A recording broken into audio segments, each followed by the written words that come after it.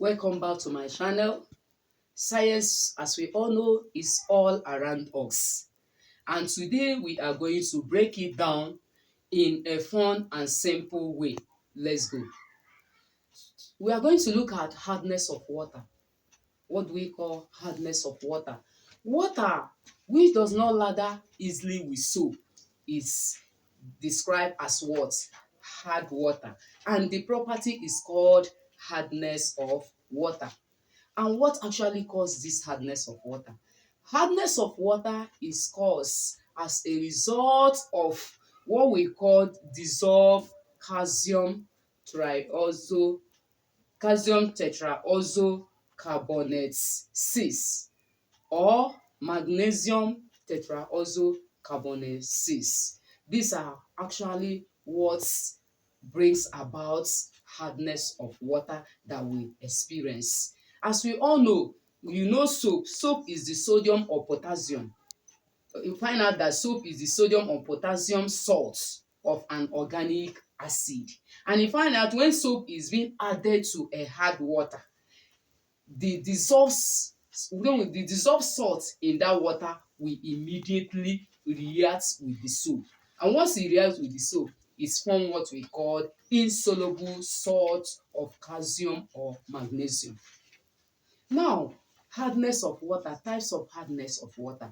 There are two major types of hardness of water, which are as follows.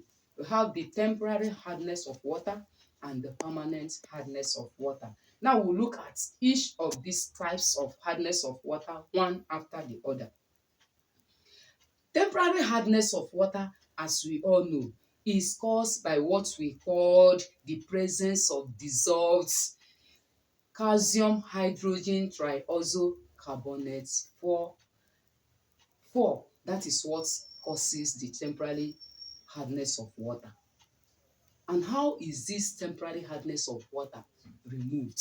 How can we remove it? One of the ways it can be removed is by what? Boiling. You must boil. And this can remove by what? Boiling, although it is it is not what? Economical. The temporary hardness of water can be removed by boiling, but it is very economical. Another way is by addition of what we call select limes.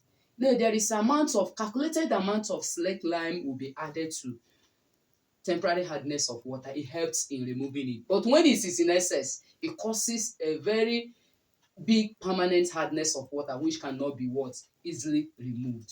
So this is all about our temporary hardness of water. Now, the effects of this temporary hardness of water, one of the effects, what effects?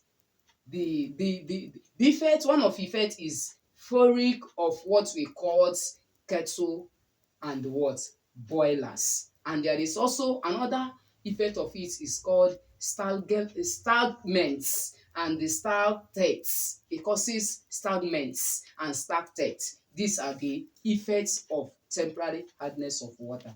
Now, the second type of hardness of water is what we call permanent hardness of water. The permanent hardness of water, as we all know, it is being caused. What actually caused it? This can be what? It is caused, by magnesium and the calcium tetraoxosulfate 6. These are the things that cause it. But how can it be removed? We find out the removal of permanent hardness of water is done by what? Distillation. Both the temporary and the permanent hardness of water can be removed by distillation. And another one, it can also be removed by addition of what we call washing soda, permanent hardness of water. And another way of removing it is by what we call addition of caustic soda. And lastly, it can be removed by what we call permittant method. And this permittant method simply means it is used for softening a large scale of water. These are the ways permanent hardness of water can be what? Removed. That is it for today. Experiments. That is it for today's experiment.